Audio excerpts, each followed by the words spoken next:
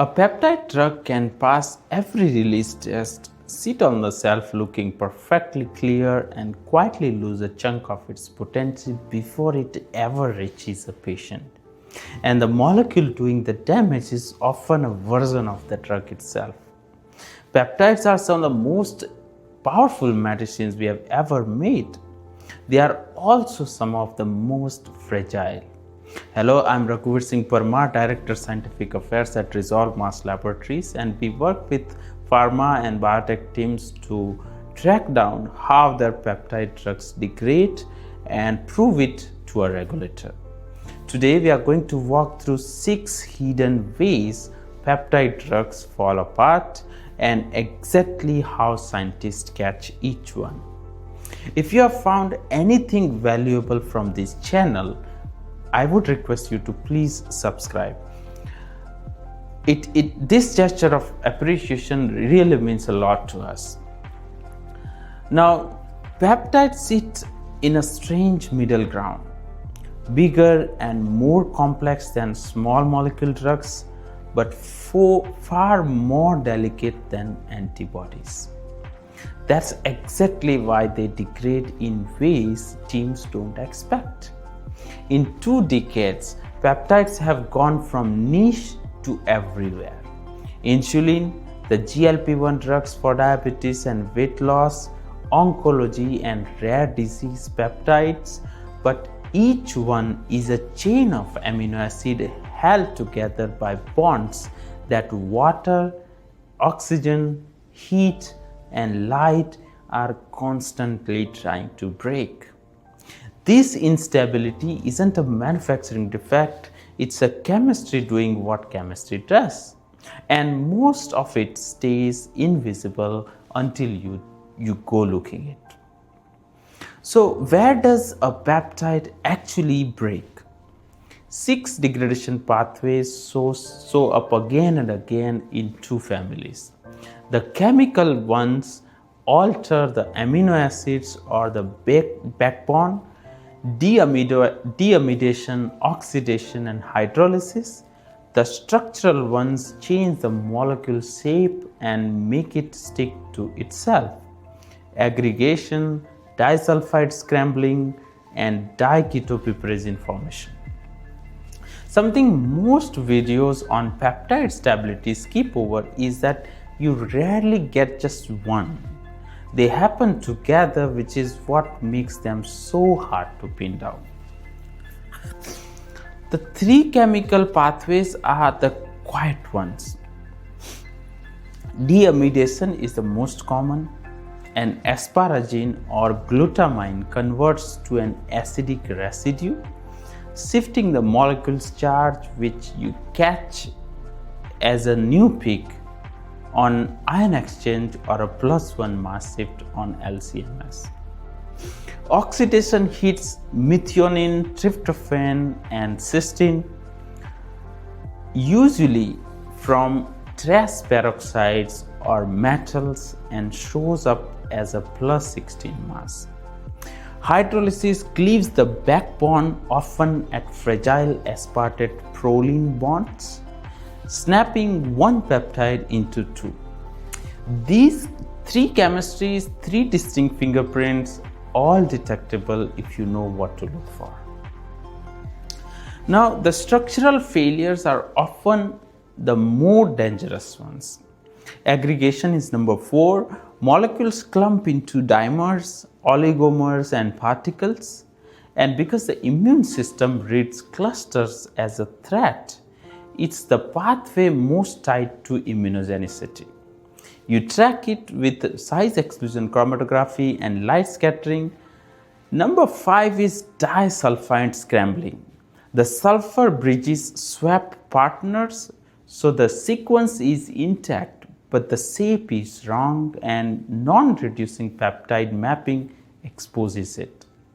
Number 6 is diketopiperazine formation, where first 2 residues curl off the N-terminus as a ring, the same sequence on the paper, a different molecule in the vial.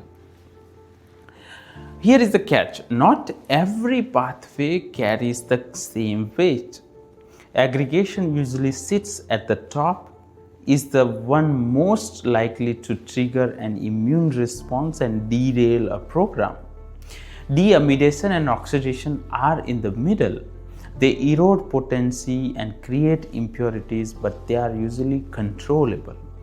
Hydrolysis and the cyclization pathways sit lower through never zero. If this way of ranking peptide degradation risk helps with your own product, a quick like genuinely helps other formulation teams find it. Spend your analytical effort where the patient risk actually lies. These aren't real theoretical. Insulin is a classic case. It slowly deamidates at a specific asparagine into this desamido insulin, which is why pharmacopoeia set explicit limits on it. Human growth hormone both oxidizes and aggregates on storage, shifting its impurity profile over shelf life.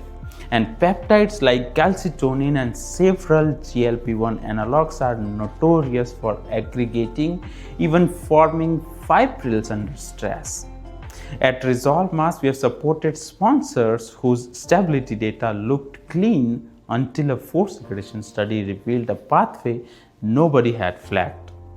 And that single result reshaped their formulation and their submission. So, how do the scientists actually detect all this? It's a layered toolkit. No single method sees everything. It starts with forced degradation, deliberately stressing the peptide with heat, acid, base, oxidizer, and light to provoke every pathway on purpose. Reverse phase HPLC then separates and quantifies impurities. LCMS peptide mapping pinpoints exactly which residue changed and by how much.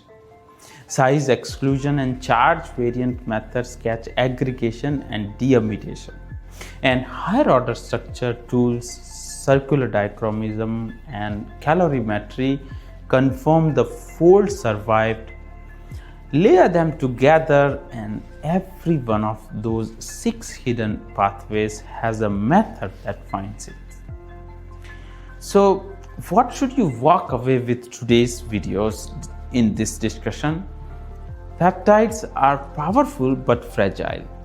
They degrade 6 main ways, 3 chemical, 3 structural. Aggregation carries the highest patient risk and no single test catches everything.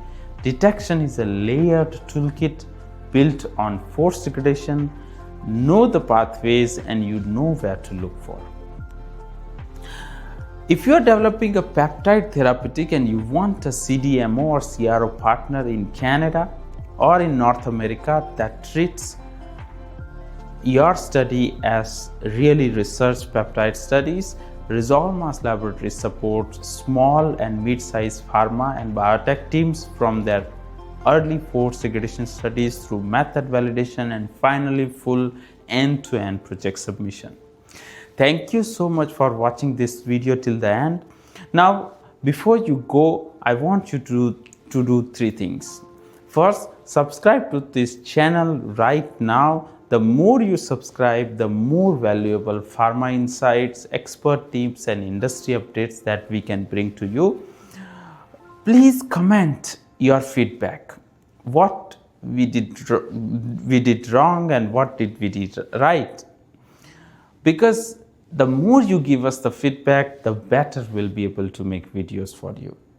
And lastly, please share this video with at least one person, because one video is really helping them to solve some problem. You never know. I will see you in the next time. Until then, goodbye for now and see you in the next one.